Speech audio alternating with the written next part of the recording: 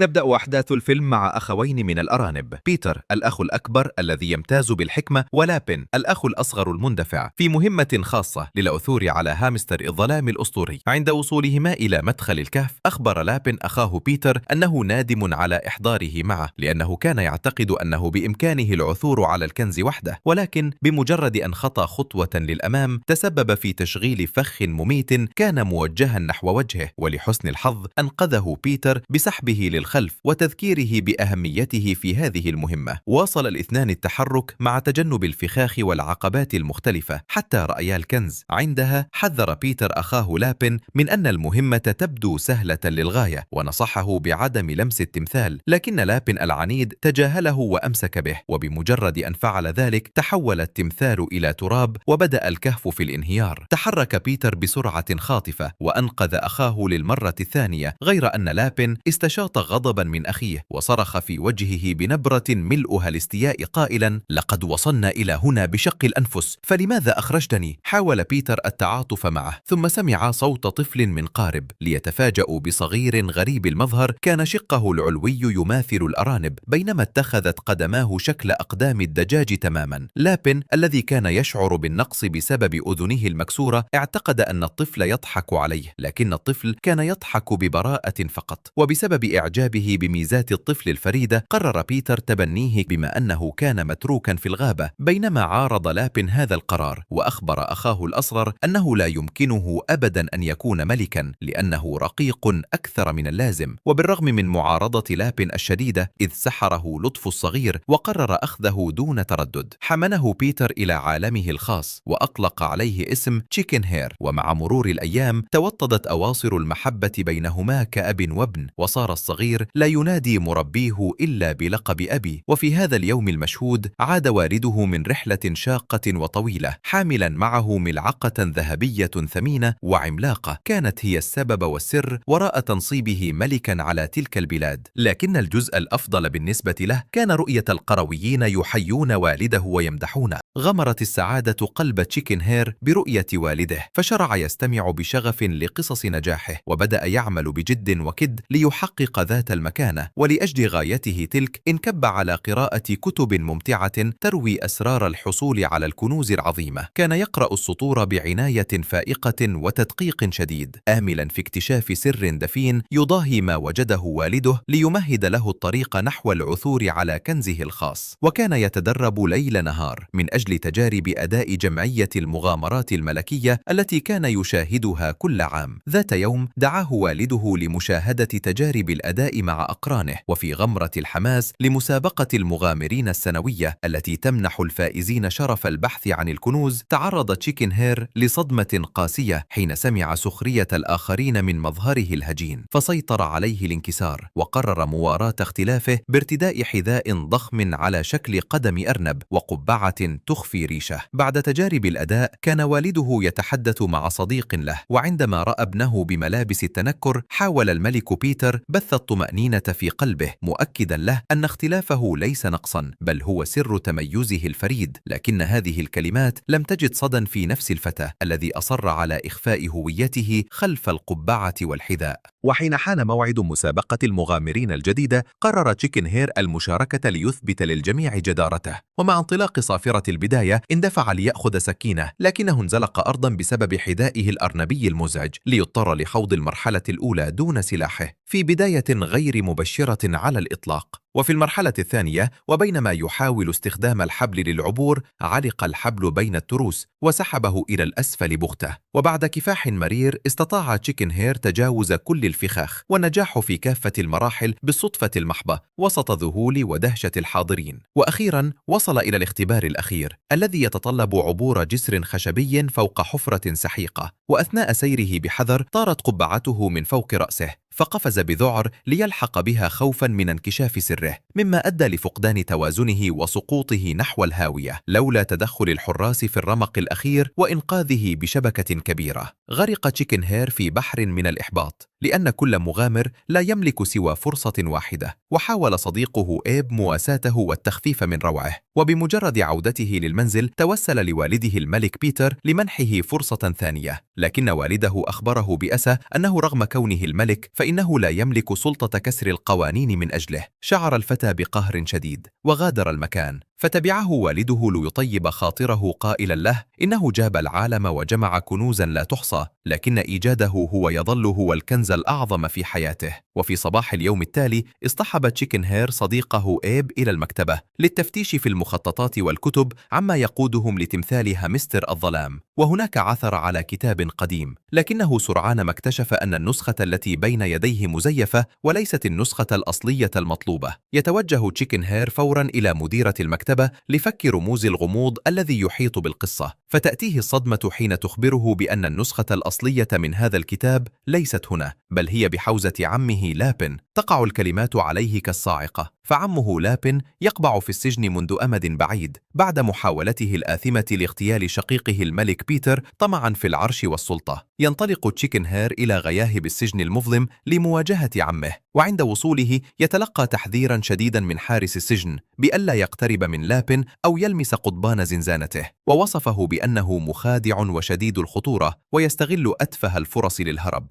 يقف تشيكن هير أمام الزنزانة مطالبا بالنسخة الأصلية، فيلقي لابن بالكتاب على الأرض داخل الزنزانة بعيدا عن المتناول، مما يضطر تشيكن هير لمد يده بين القضبان لانتشاله. في تلك اللحظة الخاطفة يطبق لابن على الكتاب بقوة، هامسا بخبث أن الحكاية لم تنتهي بعد. لم يكن يعلم أن عمه المكار قد استغل تلك اللحظة وسرق ريشة من رأسه دون أن يشعر، وبمجرد انصرافه استخدم لابن تلك الريشة كمفتاح لفتح القفل بكل سهولة، محررا نفسه وأتباعه ليبدأ تنفيذ خطته الشريرة. يكتشف الملك بيتر الكارثة بهروب أخيه، بينما يعثر فريق التحقيق داخل الزنزانة على خريطة قديمة تقود إلى تمثال هامستر الظلام، فيدركون أن لابن في طريقه إلى هناك لتنفيذ مآربه. يحاول تشيكن هير إصلاح خطأه وعرض مساعدته، لكن والده يرفض بشدة ويأمره بالتوقف. ذهب الملك للقبض على لابن، لكنه لم يدرك أن لابن ماكر، إذ كانت الخريطة خدعة لإبعاده عن الكنز الحقيقي. بدأ تشيكن هير بالبحث عن دليل في الزنزانة، ويصل صديقه الوفي إيب.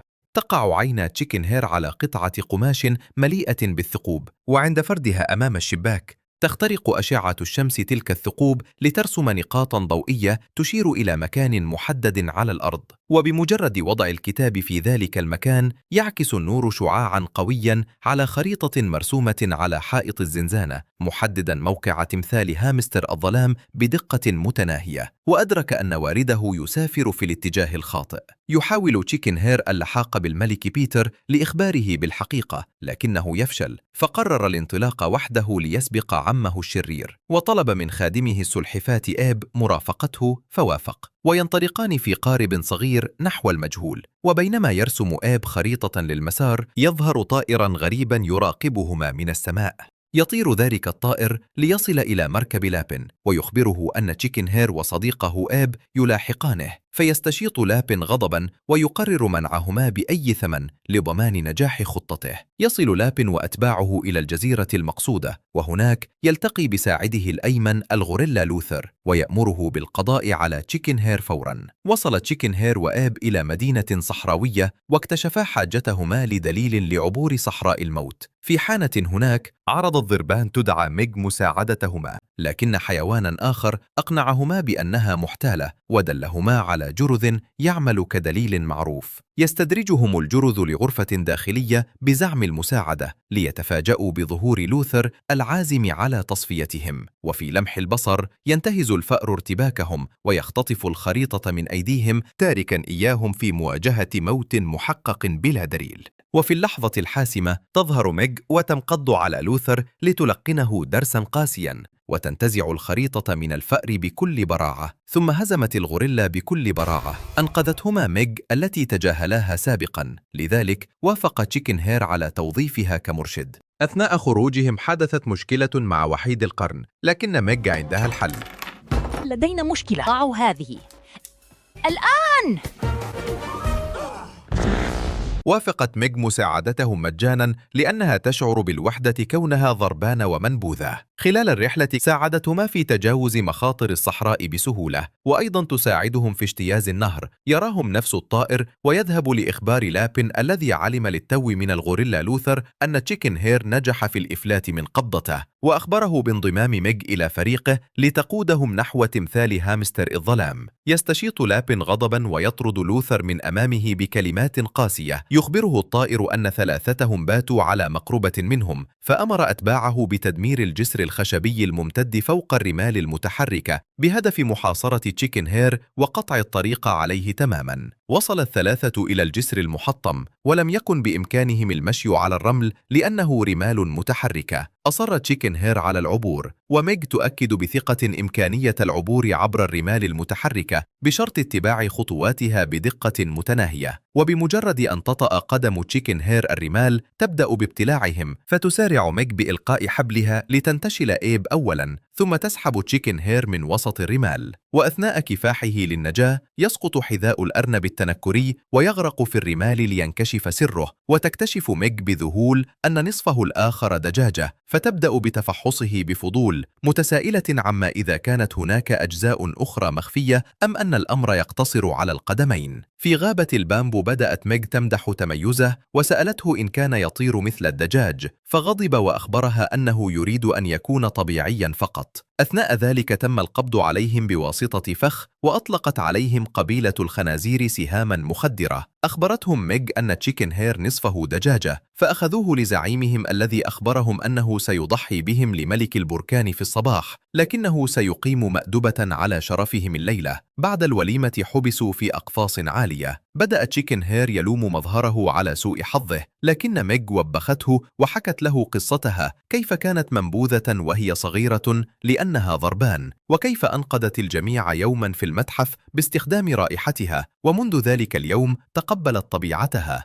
وشجعته على فعل الشيء نفسه. أثناء سرد القصة غطت قبيلة الخنازير في نوم عميق، فاغتنم الأبطال هذه الفرصة الذهبية حيث استخدموا ريش تشيكن هير ببراعة للوصول إلى الخنزير الذي بحوزته المفتاح. تمكنوا من الهروب، لكن تشيكن هير أصر على استعادة قبعته من زعيمهم. تمكن من استعادة القبعة، وأثناء نزوله استيقظت جميع القبيلة. تنقلب الأجواء في لمح البصر إلى مطاردة مضحكة وصاخبة، حيث ينطلق تشيكن هير وميغ وآب هاربين في أعماق الغابة، بينما تطاردهم قبيلة الخنازير. تهرب ميغ ومعها إب بطريقتها الخاصة، وتحاصر الخنازير تشيكن هير الذي يكتشف فجأة أن له أجنحة، ويتفادى مدفع الزعيم ويقفز فوقهم نحو ميغ. يجدون أنفسهم أمام حفرة سحيقة، بينما تلاحقهم الخنازير بوابل من السهام المخدرة فتصاب ذراع ميغ. في تلك اللحظة الحرجة يلقي تشيكن هير حبله حول جذع شجرة محاولا العبور مع ميغ وإب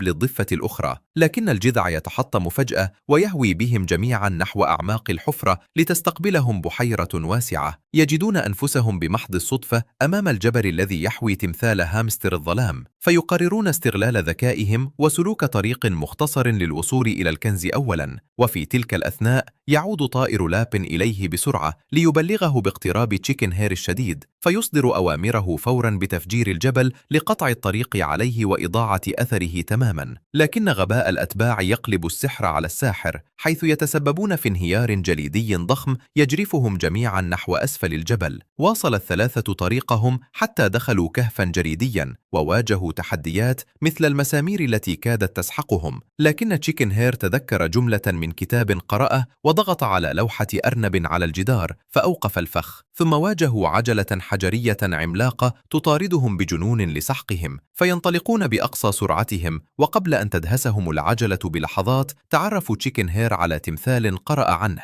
ووقف أمامه بثبات مع ميغ، فتدحرجت العجلة بعيدا وفتح التمثال ممرا جديدا. اكتشف الثلاثة الكنز الحقيقي، وهو صولجان فيه قطعة جليد مشعة. هنا وصل لابن وطاقمه واحتجزوا ميغ وإب، وهدد لابن بإلقائهما في الحفرة إذا لم يسلمه الصولجان. وافق تشيكن هير وسلمه له، لكن عمه غدر به وألقى بأصدقائه في الحفرة. استخدم لابن قوة الصولجان لاستدعاء أشباح الهامستر الميتة منذ زمن طويل للسيطرة على مملكة فيذربيرد. شجعت ميغ صديقها تشيكن هير المكتئب وذكرته بكيفية وصولهم لهنا بفضل ميزاته. استجمع قواه واكتشف قدرته الفطرية على الطيران، وأنقذ أصدقائه من الحفرة، ثم طار بهم خارج المعبد الجليدي للحاق بلابن. في المملكة كان لابن قد استولى على العرش وهزم أخاه بيتر بفضل أشباح الهامستر. تمكن تشيكن هير بمساعدة إب وميغ من استعادة الصولجان، لكنه اكتشف أن أشباح الهامستر لا تستجيب إلا لمن استخدم الصولجان أولاً. خاض معركة ضد الأشباح للوصول إلى ساحة اختبارات جمعية المغامرات، حيث كان يأمل في إلقاء الصولجان في الحفرة العميقة. بعد معركة طويلة تواجه تشيكن هير وعمه لابن وجها لوجه على جسر. انهار الجسر وسقطا، فأمسك تشيكن هير بالحبل وأنقذ عمه من السقوط بيده الأخرى، لكن لابن وبكل أنانية ركله ليقتله. أثناء ذلك احترق الحبل الذي كان يمسك به لابن أيضاً، فسقط في الحفرة ولم ينجو. أما تشيكن هير فقد استخدم طاقته وطار خارجا من الحفرة إلى القصر. بتدمير الصولجان اختفت أشباح الهامستر واعتقل الحراس ما تبقى من طاقم لابن. قرر تشيكن هير أن يصبح مغامرا مستقلا مع فريقه المخلص ميغ وإب. احتضنه والده بيتر وأخبره بمدى فخره به لأنه وجد نفسه أخيراً، وسلمه منجله الذهبي الثمين كعلامة دعم. انطلق تشيكن هير مع ميغ وإب في مغامرة جديدة حول العالم. ما رأيك في الفيلم؟ اكتبوا في التعليقات، ولا تنسى الإعجاب والاشتراك في القناة. إلى اللقاء.